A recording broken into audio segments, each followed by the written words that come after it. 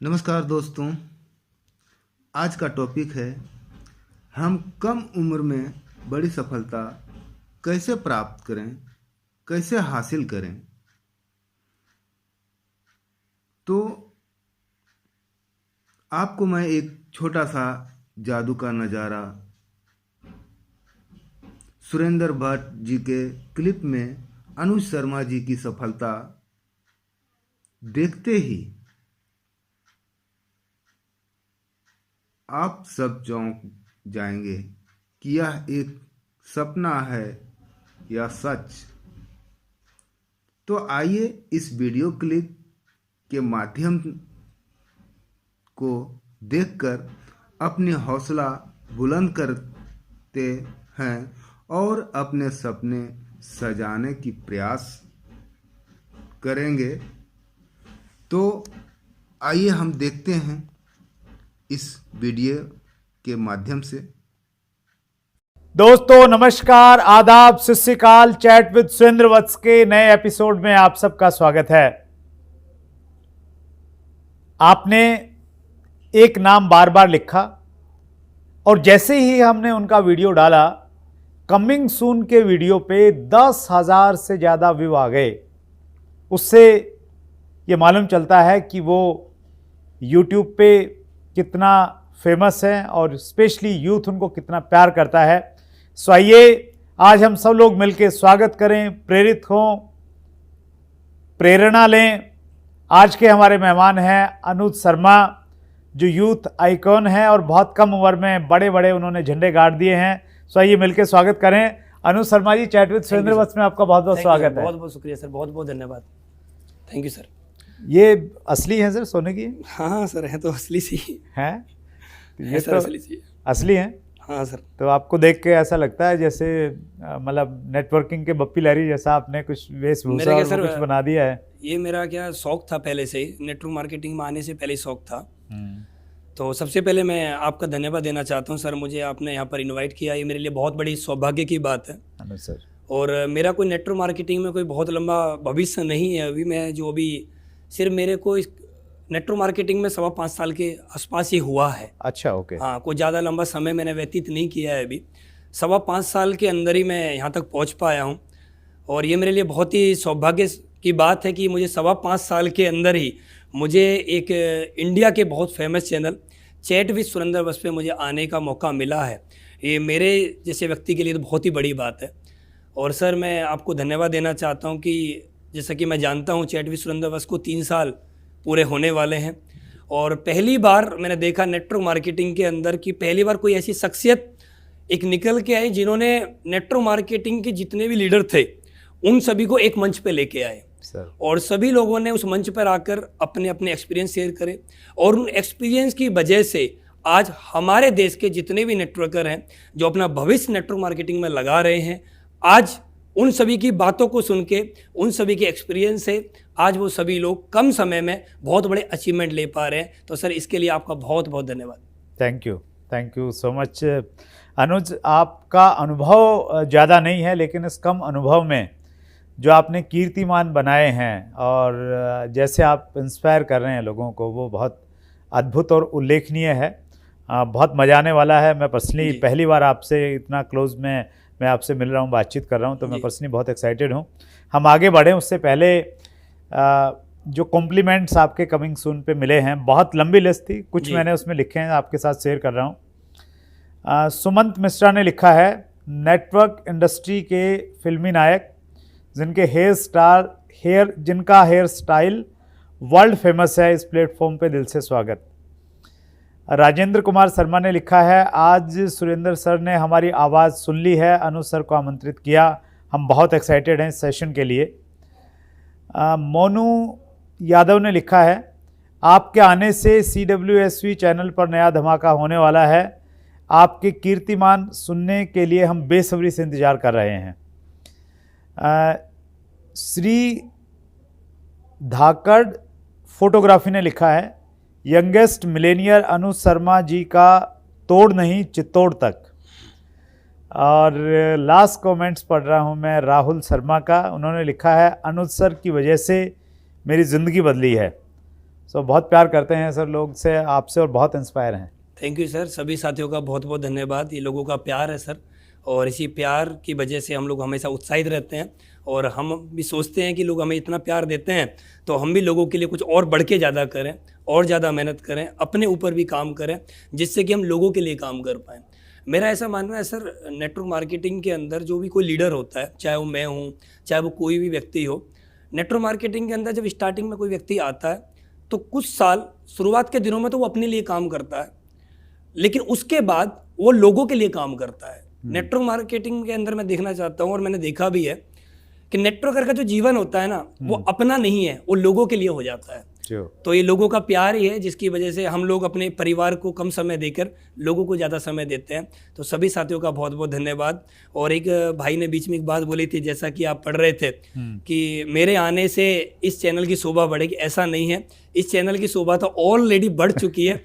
मेरे से बहुत बड़े बड़े दिग्गज लोग यहाँ पर आ चुके हैं, जिनसे कि हम सभी प्रेरणा लेते हैं। तो सर सभी साथियों का बहुत बहुत धन्यवाद हाथ जोड़कर इतना प्यार देने के लिए। नहीं, थैंक यू सो मच। हमारे एक ब्रांड एम्बेसडर हैं लवकेश डागर जी, तो उन्होंने बोला सर अनुज शर्मा जी के बारे में मैं ये दावा करता हूँ कि जब वो आ जाएंगे ना तो छा जाएंगे, और बिल्कुल वैसा ही फील मैं कर रहा हूँ यहाँ पे आपके सामने बैठ के।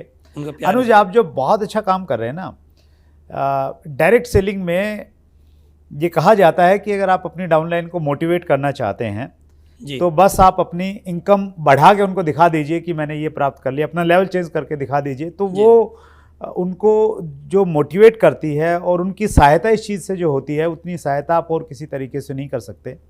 तो आपने बहुत सारी अचीवमेंट्स आपके पास में हैं। तो अब तक का आपका सफ़र और उस सफ़र में जो आपने सबक सीखे हैं वो कुछ हम लोग जानना चाहेंगे। Thank you sir. मैं रहने वाला ग्रेटर नोएडा से हूँ। मेरे फैमिली में पापा गवर्नमेंट जॉब में हैं, दिल्ली में जॉब है MCD में, मम्मी हाउसवाइफ हैं, छोटा भाई है, छोटी बहन है।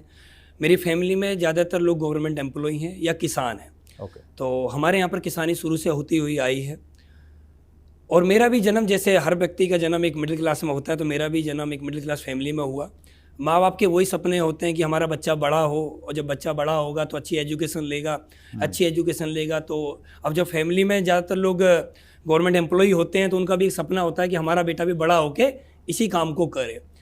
तो सर मेरा शुरू से एक सपना था, जब मैं 10th के अंदर था, मेरा भी एक सपना था कि मैं जॉब ना करके मैं कुछ ऐसा बिजनेस करूं जिससे कि मैं एक अलग अपनी पहचान बना सकूं। मैं अपना एक अलग नाम बनाना चाहता था, और वो भी मैं अपने दम पे बनाना चाहता था। तो मैं एजुकेशन में बहुत ज़्यादा जीरो हूँ, मैं तो यही बोलूँगा। मैं सिर्फ 10+2 हूँ। मेरा पढ़ाई लिखाई में बिल्कुल भी मन नहीं लगता था। मैं हमेशा एक ही चीज़ सोचता था कि स्कूल आज ना जाना पड़े, आज बारिश हो जाए ना जाना पड़े। हमारे जो स्कूल होता था उसमें किसी की शादी वगैरह का टेंट लग जाए तो छुट्टी हो जाती थी। और स्कूल में हमने एक चीज़ भी देखी थी, किसी के आसपास में कोई बड़े आदमी की डेथ हो जाए तो वहाँ भी छुट्टी हो जाती थी। तो हमारे लोकल एरिया में ऐसा चलता था। तो मैं कभी स्कूल जाने के लिए बहुत बचता था।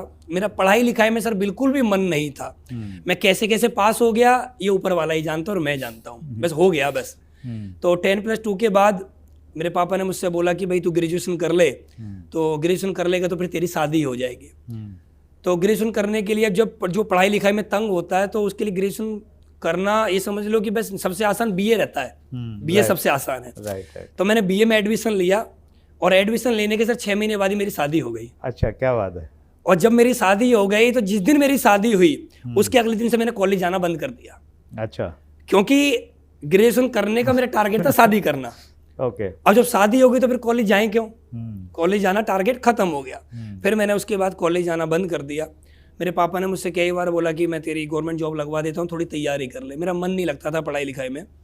तो मेरे पापा ने धीरे धीरे मुझसे बोला अभी कुछ तो कर, कुछ कर जिससे कि तू अपने पैरों पे खड़ा हो सके, कुछ कर। तो फिर मैंने ग्रेटर नोएडा के अंदर ही जॉब करना स्टार्ट किया। मैंने एयरटेल में जॉब करी, इंश्योरेंस मैंने सेल किया। मैं शुरू से सेल्स में हूँ सर। अच्छा, ओके। तो मैंने प्रीपेड पोस्टपेड कनेक्शन भी सेल करे, ब्रॉडबैंड कनेक्शन सेल करे, एयरटेल के इंश्योरेंस भी सेल किया। उसी बीच में मुझे कंपनी का प्लान देखने का मौका मिला था, जिससे इस कंपनी से पहले मैं उस कंपनी में था। तो मैंने उस प्लान को देखा, समझा, मैंने काम करने का डिसीजन लिया। और जब मैंने काम करने का डिसीजन लिया तो मुझे बहुत सारी चीज़ें वहाँ पर अच्छी लगी, बहुत सारी चीज़ें मुझे पसंद आई। मुझे नेटवर्क मार्केटिंग में सबसे अच्छा लगा उस कंपनी में कि यहाँ पर युवाओं के लिए एक स्कोप है, हम जैसे लोग कर सकते हैं। तो उसके बाद मैंने वहाँ पर काम किया, लेकिन कुछ कमियों की वजह से मैं वहाँ पर लंबे समय तक काम नहीं कर पाया। कुछ कमी मेरी रही या कंपनी की रही, मैं काम नहीं कर पाया। लेकिन 2016 सितंबर में फिर एक बार मैंने एक नेटवर्क मार्केटिंग कंपनी को चुना। मैंने वहाँ पर देखा, समझा, प्लान, प्रोडक्ट क्या होते हैं, जो भी एक सिस्टमेटिक काम होता है वो मैंने समझा। समझने के बाद मैंने काम किया और सर 5.25 साल हो गए हैं। 5.25 साल में का सफ़र मेरे हिसाब से बहुत छोटा सा ही सफ़र होता है सर। और 5.25 साल में मैं आप तक पहुँच पाया, ये मेरे लिए सबसे बड़ा अचीवमेंट है। मेरी क्या अर्निंग रही है वो अलग है, लेकिन मैं आप तक पहुँच पाया, सबसे बड़ा अचीवमेंट मुझे आज पर्सनली फील हो रहा है कि मैंने 5.25 साल में क्या कमाया है। अगर कोई मेरे से पूछे 5.25 साल में मैंने क्या कमाया है, तो मैं एक ही बात बोल सकता हूँ, 5.25 साल में मैंने चैट विद सुरेंद्र बस पे आने का नाम कमाया है। इससे बड़ा अचीवमेंट मेरे लिए कोई नहीं हो सकता। बाकी तो हर नेटवर्कर कुछ ना कुछ अपनी कंपनी में कमा ही रहा है। थैंक यू सो मच अनुज, हमें बहुत अच्छा लग रहा है आपके आने से बातचीत करके। एक व्यूवर ने क्वेश्चंस किया है कमेंट्स में, उन्होंने लिखा है, उसको मैं पढ़ता हूँ। रितेश यादव जी, गुरुजी आप S class Mercedes Benz luxury car चलाते हैं तो आपको फील कैसी आती है, और आपकी गाड़ियों की बड़ी चर्चा है। किसी ने ये भी लिखा है कि आप कितनी गाड़ियों का काफिला आप करना चाहते हैं, तो आपकी गाड़ियों की बहुत चर्चा हो रही है आजकल। Thank you sir, thank you. मुझे आज भी वो दिन याद है सर, जब मेरी शादी हुई थी तो मुझे शादी में एक बाइक मिली थी। आपने देखा होगा स्टेनर बाइक आती थी, वो पीछे से गद्दी उसके ऊपर होती थी। तो मुझे शादी में वो बाइक मिली थी। और जब मैं इंडिपेंडेंट काम कर रहा था, जब मैं उस कंपनी में चला गया था पहले, तो जब कंपनी में चले जाते हैं तो हमारे जो घर के जो बुजुर्ग लोग होते हैं उनकी एक सोच होती है कि ये कंपनियां बेकार के काम होते हैं, ये बेकार के धंधे होते हैं, ये कोई काम नहीं होते हैं। तो उसी बीच में मेरे और मेरे फादर के मनमुटाव बिजनेस को लेके हो गए। अच्छा। तो उन्होंने मुझसे एक बात बोली थी कि भाई या तो तू अपने दम पे कर, जो तुझे करना है वो कर, हमसे तेरा कोई मतलब नहीं है। तो अब मुझे जुनून सवार था, मैंने कहा ठीक है कोई बात नहीं, मैं अपने दम पे करना चाहता हूँ। तो फिर मैं सर ग्रेटर नोएडा शिफ्ट हो गया अपनी फैमिली को लेके, वाइफ को लेके। अच्छा। मैं ग्रेटर नोएडा शिफ्ट हो गया। हाँ जी, ग्रेटर नोएडा मेरे पेरेंट्स रहते हैं। गांव से मैं 15 किलोमीटर शहर में शिफ्ट हो गया, परी चौक के पास। तो मैंने वहां पर एक रूम लिया, 4000 रुपये का रेंट था उसका। मैंने वहां पर अपनी जर्नी स्टार्ट करी। तो मुझे बाइक मिली थी, तो उस बाइक की सर विश्वास करिए, उस बाइक की मैं सर्विस नहीं करा पाया था, उसका इंजन सीज हो गया था। अच्छा, पैसे नहीं थे? पैसे नहीं थे। उस बाइक के अंदर इतना तेल नहीं होता था कि मैं चला सकूं उसको सही से। जब वो बाइक बंद हो जाती थी, मैं उसको धक्के मारता था, तो जान पहचान का कोई व्यक्ति मिलता था ना, वो मेरे से पूछता था भाई क्या हो गया, तो मैं उनको एक ही बात बोलता था, इंजन में कुछ प्रॉब्लम आ गई है। कभी ये नहीं बोलता था कि तेल खत्म हो जाए, क्योंकि अपनी इज्जत अपने हाथ होती है। तो एक बार नहीं, बहुत बार ऐसा हुआ। बहुत बार ऐसा हुआ कि हम फ्लाई ओवर ऊपर नीचे ला रहे हैं, बाइक को तो बंद करके लाए। बहुत बार हुआ है कि हमने सुना था कि बाइक को अगर तेल खत्म हो जाए, थोड़ा सा आगे से उठाओगे तो तेल अंदर आ जाएगा, थोड़ा बहुत होगा तो ये सब काम किया है। तो सर वो बाइक जो मुझे मिली थी, वो मेरे ऊपर मैं आपको बताना चाहता हूँ, मेरे ऊपर 10.5 लाख रुपए का कर्ज हो गया था। अच्छा। 5.25 साल पहले, वो भी इंटरेस्ट पे ही था। अच्छा।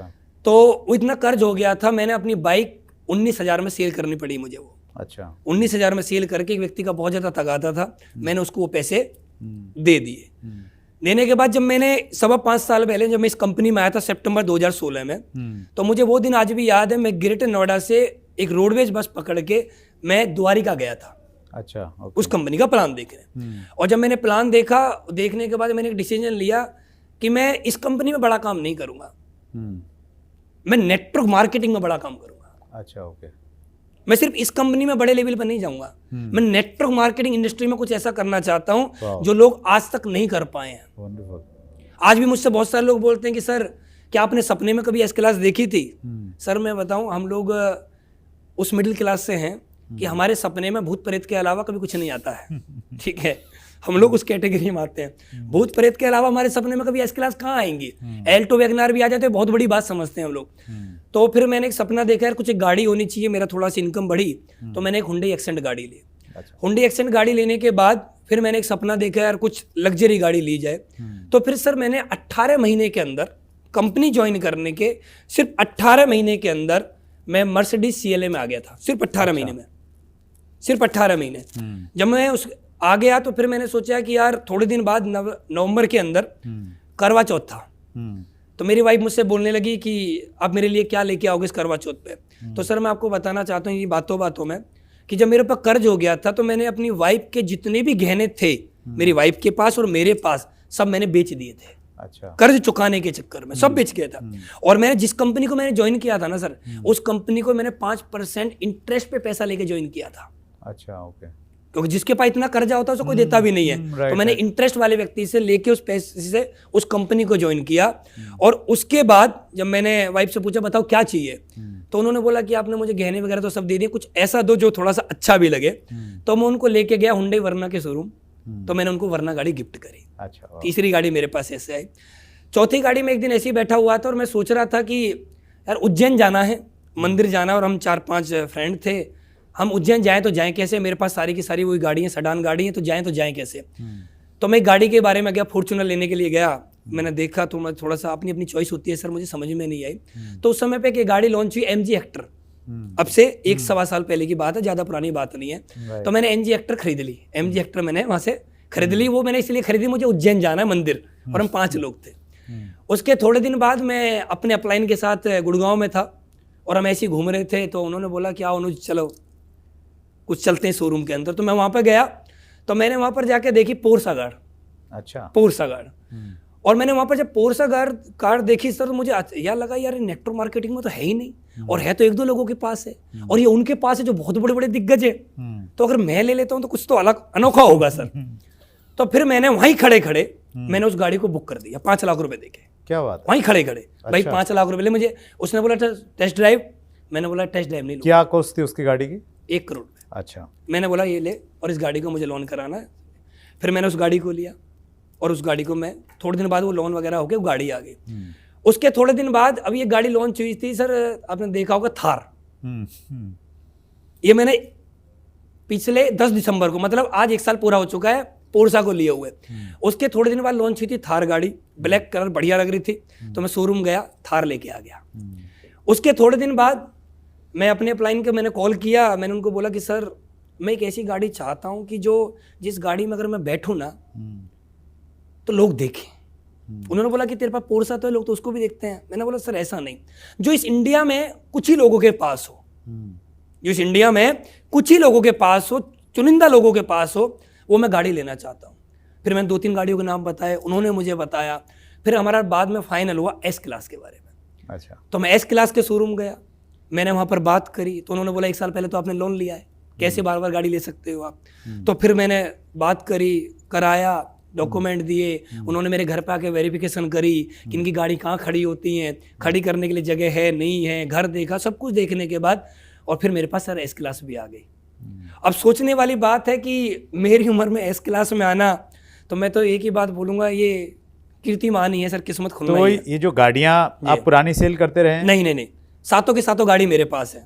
अच्छा, सातों गाड़ी? हाँ, मैं सेल नहीं करना चाहता और ना मैं सेल करूंगा। तो घर भी इतना बड़ा बनाना पड़ेगा फिर कि 7 गाड़ियां आ जाएं उसमें? वो सर हो ही जाता है अरेंजमेंट, पार्किंग इधर उधर कर ही लेते हैं। तो गाड़ियों का आपको शौक है या आपने, मतलब इतनी गाड़ी जर्नली लेते नहीं है? कोई नहीं लेता, मेरा सर शौक है। और मैं एक बात और बोलना चाहूँगा, मैं रुकूंगा नहीं, 7 पे भी नहीं रुकूंगा आने वाला समय में और भी, क्योंकि मैं पैसे को पैसा नहीं समझता, मैं पैसे को कागज का टुकड़ा समझता हूँ। मैं जीवन जीता हूँ सर, मैं आज में जीता हूँ, कल में नहीं जीता। कल क्या होगा मुझे मालूम नहीं, कल क्या हुआ मुझे मालूम नहीं। क्यों?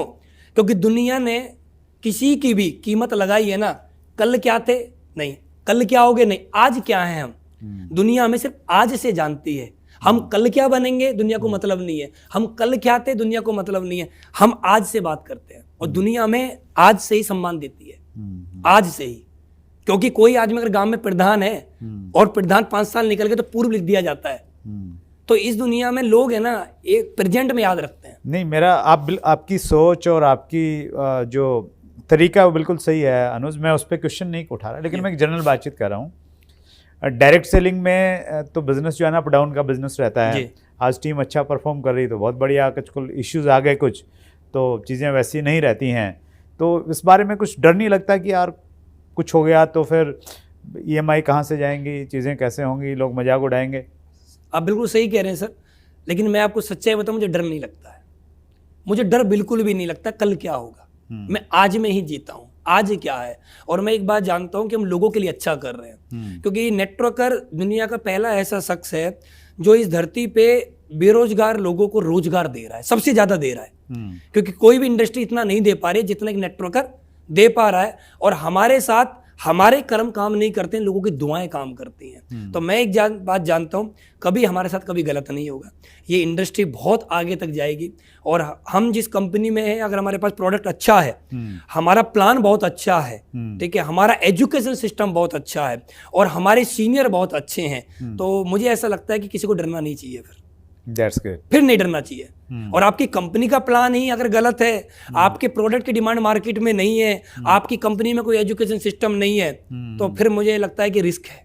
तो बहुत सारी चीजें हैं जो आपको कॉन्फिडेंस दे रही हैं कि यस बिल्कुल, हाँ, मुझे एक बात मालूम है, मैं सही हूँ, मैं सही डायरेक्शन पर हूँ। आपकी जो इंस्पिरेशन है स्टोरी में, और स्पेशली इस एपिसोड को जो यूथ देख रहा होगा स्पेशली, वो बहुत इंस्पायर हो रहा होगा कि यस अनुज जी ने किया है, मैं भी कर लेता हूँ, मेरे को भी ये गाड़ियाँ चाहिए, 7 गाड़ियाँ अनुज शर्मा ने ली हैं तो मैं 8 लेके दिखाता हूँ। तो वैसे प्रेरित भी होते हैं लोग और काम भी करते हैं, लेकिन सक्सेस नहीं हो पाते सभी लोग। तो जो यूथ स्पेशली डायरेक्ट सेलिंग में काम करना चाहता है, बड़े सपने हैं उनके भी, उनको क्या आप मैसेज देना चाहेंगे, वो कैसे सक्सेस हो सकते हैं? देखिए सर, यूथ के बारे में मैं एक ही बात बोलना चाहूँगा। हमारे देश के अंदर 15 साल से लेकर 24 साल के जितने भी हमारे यंगस्टर होते हैं, वो कम हमारे इंडिया में जो पॉपुलेशन है वो लगभग 18% के आसपास की है। आज भी हम ये देखते हैं कि हमारे जो देश के युवा है ना, वो अपने दम पे काम नहीं करना चाहते हैं। वो काम करना चाहते हैं अपनी पीढ़ियों के दम पे, अपने पिताजी के दम पे, दादाजी के दम पे काम करना चाहते हैं। मेरा ऐसा मानना है कि अगर आप 18 साल के हो चुके हैं और देश ने, हमारी गवर्नमेंट ने हमको वोट डालने का अधिकार भी दे दिया है, तो हमारी सेल्फ रिस्पॉन्सिबिलिटी बनती है कि हम एक जिम्मेदारी लें और अपना भविष्य खुद अपने हाथों से लिखें। आज की डेट में मैं लोगों को देखता हूं कि 18 साल के हो गए, 20 साल के हो गए, 25 साल के हो गए, 30 साल के हो गए, आज भी वो स्टडी कर रहे हैं। स्टडी करना गलत नहीं है, आदमी को पढ़ाई लिखाई करना बहुत जरूरी है, उनका मन है तो करना चाहिए। लेकिन मेरा ऐसा मानना है कि लोगों को नेटवर्क मार्केटिंग भी ना पार्ट टाइम करनी चाहिए। हर यंगस्टर को पार्ट टाइम नेटवर्क मार्केटिंग करनी चाहिए और अपने पेरेंट्स से एक बात बोल देनी चाहिए कि पापा आप एक काम करिए, आप जो भी सैलरी ले रहे हैं, जो भी हमारे घर की इनकम है, उस इनकम से आप घर के खर्चे चलाओ। मैं अपनी पढ़ाई के लिए मैं अपना पार्ट टाइम में खुद एक अर्निंग करूंगा और अपनी पूरी पढ़ाई का खर्चा वो अपनी पार्ट टाइम के अर्निंग से निकाले। कहीं से भी अर्निंग करे, नेटवर्क मार्केटिंग किसी भी कंपनी से करे और करके वहां से पार्ट टाइम में अर्निंग करे। उसका सपना डॉक्टर बनने का है, टीचर बनने का, एडवोकेट बनने का, जो भी सपना है उसका, वो चाहे तो उसको सपना नहीं कि नेटवर्क मार्केटिंग बड़े लेवल पे करनी है, नहीं, पार्ट टाइम करके भी वो यहाँ से इनकम लेके भी वो अपने उस सपने को पूरा कर सकता है। और आने वाले समय में अगर उसको लगता है कि नहीं नेटवर्क मार्केटिंग उसको करनी है, तो वो लाइफ टाइम के लिए भी नेटवर्क मार्केटिंग को कर सकता है। लेकिन प्रॉब्लम सर ये आती है कि नेटवर्क मार्केटिंग में युवा लंबे समय तक काम नहीं कर पाता है। क्यों नहीं काम कर पाता है? क्योंकि युवा के अंदर एक चीज होती है, कमिटेड नहीं होता है। उसका जो मन होता है ना वो बड़ा चंचल होता है। वो थोड़े समय के अंदर उसका मन विचलित होता रहता है, करूं नहीं करूं, करूं नहीं करूं, करूं नहीं करूं, करना चाहता है, थोड़े दिन जोश में रहता है, फिर रुक जाता है। आज मेरी बात को सुन के कोई यंगस्टर जोश में आएगा और किसी ने नेगेटिव कर दिया, फिर रुक जाएगा।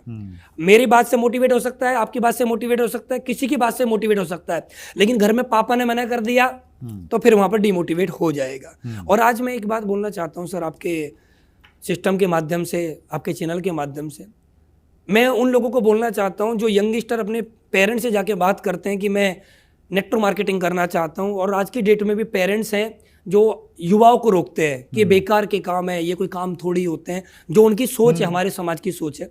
अब जमाना बदल चुका है, अब देश बदल चुका है। अगर कोई यंगस्टर अपने पिताजी से जाके ये बोल रहा है ना कि पिताजी मैं आने वाले 3 साल में 5 साल में करोड़पति बनूंगा, और सपना दिखा रहा है अपने पिताजी को, मैक्सिमम फैमिली में यही होता है सर। 99% बोलना चाहूंगा, 99% फैमिलियों में पिताजी अपने बच्चे पे विश्वास नहीं कर पाते हैं।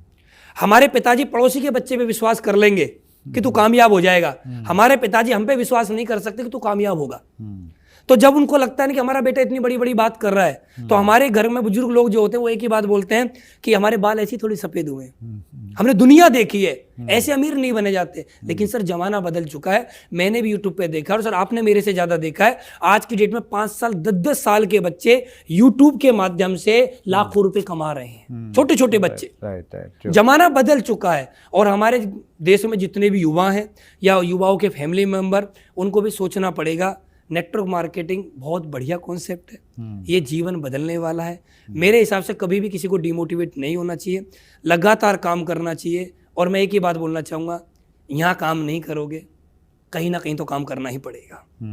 कहीं काम करोगे तो 20,000 30,000 की सैलरी मिलेगी, और 20,000 की 30,000 की सैलरी में कभी लग्जरी गाड़ी नहीं आती है, कभी भी पेंट हाउस विला कभी नहीं आते हैं। ये हर व्यक्ति जानता है जो 20-30 हज़ार रुपये महीना कमा रहा है। और हमारे देश में युवाओं के लिए इतनी भी नौकरी नहीं है जितना युवा समझ रहे हैं। 130 करोड़ की जनसंख्या है, उसमें जितने भी बेरोजगार हैं, चाहे सरकार सर कोई भी आ जाए, सब लोगों को रोजगार नहीं दे सकती है।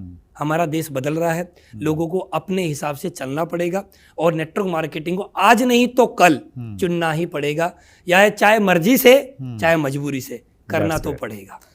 मान लिया डायरेक्ट सेलिंग को करना पड़ेगा, लेकिन डायरेक्ट सेलिंग में अनुज शर्मा की तरह तहलका कैसे मचाएं? अनुज शर्मा की तरह तहलका मचाने के लिए एक ही काम करना पड़ेगा सर, बड़ी सोच डेवलप करनी पड़ेगी। बड़ी सोच, वहां तक सोचना पड़ेगा जहां तक हम सोच नहीं पा रहे हैं, वहां तक सोचना पड़ेगा। और सर मेरा मानना ये है, आदमी जब सोचता है ना तो कभी भी आदमी अकेले नहीं सोच पाता है, कभी भी नहीं सोच पाता। आदमी सोचता कहां से है? कोई भी लखपति आदमी करोड़पति नहीं बनेगा सर। लखपति आदमी करोड़पति तब बनेगा जब वो किसी करोड़पति के साथ समय बिताता होगा। करोड़पति आदमी अरबपति तब बनेगा जब वो किसी अरबपति आदमी के साथ समय बिताता होगा। मैं सर एक बात बोलना चाहता हूं, हमारे देश के 95% लोग, मैं उनसे एक सवाल करना चाहता हूं कि आप जो बनना चाहते हैं, आप अगर लखपति आप करोड़पति बनना चाहते हैं, आप अपना पिछले 30 दिन का डाटा निकालिए कि आप पिछले 30 दिन में क्या किसी करोड़पति के साथ बैठ के 1 घंटे की वार्तालाप करिए। 95% लोगों का जवाब आएगा नहीं। जब हमने एक किसी करोड़पति व्यक्ति के साथ हम बैठे ही नहीं है तो हमारी सोच कहां तक डेवलप होगी? होगी नहीं। हम लखपति हैं, हमारा संपर्क किन लोगों से? नीचे वाले लोगों से। तो हम क्या समझते हैं? हम खुद बहुत बड़े हैं। और जब हम समझ लेते हैं कि हम बहुत बड़े हैं, हमने बहुत ज्यादा कमा लिया है और हमारी सोच बहुत बड़ी है, तो हम कभी बड़ा नहीं बन पाएंगे और ना ही बड़ा सोच पाएंगे। बड़ा आदमी तभी सोच सकता है जब अपने से बड़े, अपने से कामयाब आदमी की संगत में जीवन भर रहेगा और उस व्यक्ति के साथ बैठ के समय बिताएगा और अच्छे माहौल में बैठेगा, तो उसकी सोच बहुत ज्यादा डेवलप हो पाएगी। मैं कभी भी सर मर्सिडीज CLA नहीं ले पाता, कभी नहीं ले पाता। मैं जिनकी टीम में काम करता हूं, उन्होंने मेरे से पहले जैगुआर ली। अच्छा, ओके।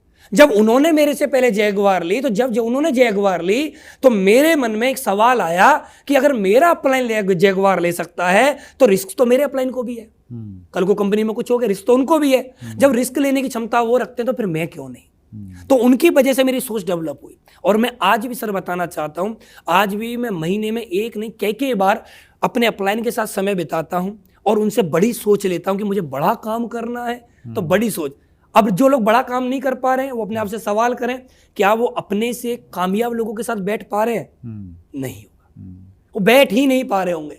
और अगर कामयाब होना है तो अपने से बड़े व्यक्ति के साथ बैठना पड़ेगा, और जब हम बैठेंगे तो सोच डेवलप होगी, और जब सोच डेवलप होगी तो तहलका सर ऑटोमेटिक। मतलब उसके लिए बेसिक चीज ये है बड़ी सोच। मतलब लोगों से आप मिलें, उनको सुने, उनकी किताबें पढ़ें, मतलब बड़े लोगों के एसोसिएशन में कहीं रहना बहुत जरूरी है। बड़े लोग जो अपने से, मैं कह रहा हूं सर, अपने से कई गुना ज्यादा कामयाब। राइट। मतलब मैंने कमाया लाख और मैं बैठ रहा हूं 2 लाख वाले के पास, तो भी नहीं होगा। लाख वाला करोड़पति के साथ बैठे तब बड़ी सोच बन पाएगी। Great, that's great. उसके बाद में बहुत सारी चीजें हैं, लेकिन आपने जो मूल है, जो बेस है, वो आपने बता दिया, हमारे साथ में शेयर किया। That's great, thank you sir. बहुत सारे प्रश्न हैं व्यूअर्स के अनुज जी। कुछ प्रश्न मैं लेना चाहता हूं, और सबसे पहले मैं प्रश्न ले रहा हूं सोलांकी संजना जी। कम टाइम और कम एज में नेटवर्क मार्केटिंग में सक्सेसफुल कैसे हों?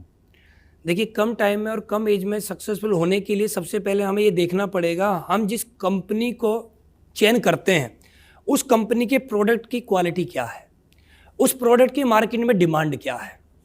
उस प्रोडक्ट की अगर मार्केट में डिमांड है तो आप अच्छा अचीवमेंट ले सकते हैं। आपके प्लान में अगर दम है, कंपनी के प्लान में अगर दम है, तो आप अच्छा अचीवमेंट ले सकते हैं कम समय में। अगर उसके साथ साथ भी आपका अपलाइन बहुत दमदार है, अपलाइन की सोच बड़ी है और अपलाइन आपको दमदारी के साथ सपोर्ट कर रहा है, तो भी आप कम समय में अचीवमेंट ले सकते हैं। और आपकी कंपनी का एजुकेशन बहुत दमदार है और आपकी कंपनी का सिस्टम सिर्फ आपको हमेशा प्रेरित करता है कि सीखो और अपनी डाउनलाइन को सिखाओ, तो आप कम समय में अचीवमेंट ले सकते हैं। लेकिन फिर भी लोग नहीं ले पाते हैं। कुछ लोगों को ऐसी कंपनी मिल जाती है फिर भी लोग नहीं ले पाते हैं। क्यों नहीं ले पाते हैं? क्योंकि उनके पीछे कारण होता है सर बहुत बड़ा। वो खुद एक्सेप्ट नहीं कर पाते हैं, खुद अपने माइंड को सेट नहीं कर पाते हैं, सेल्फ डिपेंड नहीं बन पाते कि मुझे करना है। बहुत सारे लोग इस धरती पे मैंने देखा है, वो लोग डिपेंड किसी पे हो जाते हैं? अपलाइन पे या डाउनलाइन पे। राइट। ये बिजनेस जो है ना ये अपना है, ना ये अपलाइन का है ना ये डाउनलाइन का है। पहले हमें खुद अपने आप से बात करनी पड़ेगी कि मैं आज 2021 चल रहा है, मैं 2026 में कहां जाना चाहता हूं, मेरा खुद का क्या टारगेट है। बहुत सारे लोग काम करते हैं अपलाइन के दिए हुए टारगेट पे। हो सकता है अपलाइन का दिया हुआ टारगेट ही छोटा हो, ये भी हो सकता है। आपका टारगेट बड़ा होना चाहिए, और जब आदमी का टारगेट बहुत बड़ा होगा ना, तो मेरा ऐसा मानना है कि बड़े से बड़ा सोचना चाहिए। जितना हम बड़ा सोचेंगे उतना नहीं होगा, कम से कम बड़े का आधा तो होगा। और बड़े का आधा भी सर बहुत बड़ा होता है। बहुत बड़े का आधा भी बहुत बड़ा होता है। That's great. तो आदमी सोचे बड़ा। जी, वो एक कहावत है कि अगर आप तारों को छूने की कोशिश करेंगे जी, तो हो सकता है कि आप एक भी तारा न छू पाएं, लेकिन ये तय है कि आपके हाथ कीचड़ में नहीं सनेंगे। तो बड़ा सोचेंगे तो कहीं ना कहीं तो हम पहुंच जाएंगे। कहीं ना कहीं पहुंचेंगे सर। अगला प्रश्न मैं ले रहा हूं, ये है राजू आगरा से हैं जी। अगर बिजनेस जीरो हो गया है तो दोबारा बिजनेस उठाने के लिए क्या करें? ये बहुत अच्छा सवाल है, और मेरा ऐसा मानना है कि नेटवर्क मार्केटिंग में ये सवाल ज़्यादातर लीडरों का होता है। देखिए, जीवन में एक ही बात बोलना चाहूँगा, इस धरती पर ऐसा कोई भी शख्स नहीं है जो उठा हो और गिरा ना हो, या गिरा हो अगर उसने कोशिश करी हो उठा ना हो। मेरा ऐसा मानना है कि किसी भी लीडर का बिजनेस कितनी बार भी जीरो हो जाए, अगर उसके अंदर एक चीज जिंदा होनी चाहिए, सिर्फ एक चीज जिंदा होनी चाहिए। उस चीज का नाम है उसका सेल्फ कॉन्फिडेंस। अगर उसका सर सेल्फ कॉन्फिडेंस जिंदा है ना, तो बिजनेस चाहे कितनी बार भी जीरो हो जाए वो दोबारा उठाने की क्षमता रखता हो। होता क्या है, जिसका भी बिजनेस जीरो हुआ है ना कभी भी, और आज ज्वाइन किया, एक साल बाद जीरो हुआ, तो उस दिन वो बैठ के एक सवाल करे कि जब मैं इस कंपनी में आया था, जब मेरी आईडी जीरो से लगी थी, मेरे डाउनलाइन में कोई भी नहीं था, जब मैंने एक साल में इतनी टीम बना ली और फिर मेरी टीम दोबारा जीरो हो गई, और एक साल में जो मैंने टीम बनाई है, एक साल पहले ना मुझे प्लान देना आता था, ना मुझे system, upline, downline, training, meeting कुछ भी नहीं जानता था मैं। जब मैं एक साल में इतनी टीम बना सकता हूं और आज टीम जीरो हो गई और मेरे अंदर सेल्फ कॉन्फिडेंस जिंदा है, तो मैं दोबारा अगले एक साल में इसका 10 गुना टीम दोबारा बना सकता हूं, क्योंकि मेरे अंदर वो क्षमता है जो एक साल पहले नहीं थी। तो आदमी का बिजनेस चाहे कितनी बार भी जीरो हो जाए, सेल्फ कॉन्फिडेंस जिंदा है तो आदमी ऊंचाई पे दोबारा चला जाएगा, और जिसका सेल्फ कॉन्फिडेंस जा चुका है उसका अपलाइन भी आ जाए, उसको दोबारा नहीं उठा पाएगा। मतलब बिजनेस जीरो हुआ है, सेल्फ कॉन्फिडेंस और जो एक्सपीरियंस है वो गेन मैंने किया है, बस तो उस कॉन्फिडेंस के साथ हम आगे बढ़ सकते हैं। सेल्फ कॉन्फिडेंस जिंदा है तो सर दोबारा उठेगा, पक्का उठेगा। ग्रेट। अंतिम प्रश्न ले रहा हूं जी। अनुज जी, ये अंकित कानपुर से हैं, इनका प्रश्न है कंपनी का प्लान दिखाने से पहले क्या सावधानी अपनानी चाहिए? देखिए सर, कंपनी का प्लान दिखाने से पहले मेरा ऐसा मानना है कि सबसे पहले आपको अपने आप को बदलना पड़ेगा। बदलने में क्या, सबसे पहला अपना ड्रेस कोड। हम जब किसी के पास जाते हैं ना, तो सामने वाला व्यक्ति हमारा प्लान बाद में देखता है, पहले वो हमको देखता है। राइट। मैंने लोगों को देखा, नेटवर्क मार्केटिंग में काम करते हैं, नॉर्मल ड्रेस में ऐसे चले जाते हैं, नीचे जीन्स है या ऊपर शर्ट है, वो मैच नहीं कर रहे हैं, शूज मैच नहीं कर रहे हैं, उनका ड्रेस कोड मैच नहीं कर रहा है, ठीक है, टाई नहीं लगा रखा है, सूट नहीं पहन रखा है, शूज हैं तो वो गंदे हैं, मतलब ड्रेस कोड प्रॉपर नहीं है। Right. किसी के घर में जा रहे हैं, तो अब जब सामने वाले व्यक्ति को आप जा रहे हो और हर व्यक्ति एक ही बात बताता है कि सर मैं आपको आज आपको एक ऐसा बिजनेस प्लान दिखाना चाहता हूं जिससे आपके जीवन में बहुत बड़े बदलाव आएंगे, आप भी आने वाले समय में सफल हो जाएंगे, आने वाले समय में आप भी करोड़पति बन जाएंगे। तो सर उस प्लान को देखने से पहले सामने वाला व्यक्ति किसी को देख रहा है, वो है हम। वो पहले ये चेक कर रहा है, हमको ये देख रहा है कि जो हमें सफल करना चाहता है क्या ये ऑलरेडी सफल है। और सफलता कभी भी जेब से नहीं होती है, सफलता पहले आदमी क्या देखता है, हमारा ड्रेस कोड। हमारा ड्रेस कोड कैसा है, आदमी का ड्रेस कोड प्रॉपर हो, आदमी की जेब में क्या है क्या नहीं कोई मतलब नहीं है। मतलब आदमी ने पेन लगा रखा हो, लिखा पढ़ा लिखा है नहीं है, मतलब नहीं है। पेन है तो जेब में, इसका मतलब ये कि पढ़ा लिखा आदमी है। पेन है तो जेब में पढ़ा लिखा आदमी है। हाथ में घड़ी बंध रही है तो मतलब टाइम देखना जानता है, शेड्यूल्ड है। हाँ। तो आदमी को सबसे पहले अपना ड्रेस कोड प्रॉपर रखना चाहिए जब प्लान दिखाना जाए। उसके बाद आदमी को अपना बैग वो अच्छा रखना चाहिए। बैग के अंदर आपकी कंपनी का जो टूल्स है वो अच्छा होना चाहिए, प्रॉपर साफ सुथरा होना चाहिए। मैंने बहुत सारे लोगों को देखा है सर, उनको ज्वाइन हो गए, किसी कंपनी में ज्वाइन हुए 2 साल, 2 साल पहले प्लान फोल्डर खरीदा था, 2 साल से भाई साहब उसी प्लान फोल्डर को आज भी घिस रहे हैं। वो 2 साल में प्लान फोल्डर घिसते घिसते मर गया है, लेकिन उसको आज भी पलटते जा रहे हैं। अब सामने वाला व्यक्ति क्या देख रहा है, इस आदमी ने प्लान फोल्डर तो अपना बदला नहीं, मेरी जिंदगी क्या बदलेगा। उस व्यक्ति के पास पेन भी नहीं होता है, उसके घर में जाके पेन मांगते, भाई साहब पेन लाना। डायरी प्रॉपर नहीं होती है, भाई साहब कोई पेज देना लिखने के लिए। मैं आपको समझाना चाहता हूँ। तो दोस्त, मेरे एक ही कहना है सभी लोगों से, मेरे सभी साथियों, सभी दोस्तों से, प्लान दिखाने से पहले सबसे पहले आप अपने आप में बदलाव करें, क्योंकि सबसे पहले आप टूल्स हैं। राइट, आप हैं टूल्स, आप अपने आप को मेंटेन करें। और मेरा ऐसा मानना है जो दिखता है वो बिकता है। आप अपने आप को चेक करें कि आप कैसे दिख रहे हैं। आप अपना मोबाइल चेक करें, आपके पास मोबाइल ब्रांड कौन सा है, आपके पास लैपटॉप कौन सा है, जो दिखेगा वो बिकेगा। ये टूल्स हैं हमारे। और जब टूल्स होंगे, क्योंकि सामने वाले से हम कर रहे हैं बड़ी बड़ी बातें, और सामने वाला हमें देख रहा है कि हमारे ड्रेस कोड को देख रहा है छोटा है, तो वो एक्सेप्ट ही नहीं करेगा। और फिर वो एक ही बात बोलेगा, मैं सोच के बताऊंगा। वो एक ही बात बोलेगा, मैं सोच के बताऊंगा। और सर मेरा ऐसा मानना है, कोई भी आदमी सोच के नहीं बताता है। क्या सोच के बताएगा आदमी, क्या सोच लेगा। मेरा ऐसा मानना है कि किसी भी कंपनी का प्लान दिखाने के बाद 1 घंटे बाद उस व्यक्ति से पूछना, तुमने जो प्लान देखा था अभी क्या नाम था कंपनी का, बोलेगा याद नहीं है। भूल जाते हैं लोग, क्योंकि सीरियस नहीं देखा है। सर क्या सोचेगा आदमी, कुछ नहीं सोचता है, अगले दिन से फोन उठाना बंद कर देता है। क्यों? क्योंकि जो व्यक्ति बैठा था वो पर्सनैलिटी ठीक नहीं थी, ड्रेस कोड उसका प्रॉपर नहीं था। तो प्लान दिखाने से पहले ड्रेस कोड देखें, उसके बाद सामने वाले के घर जाएं।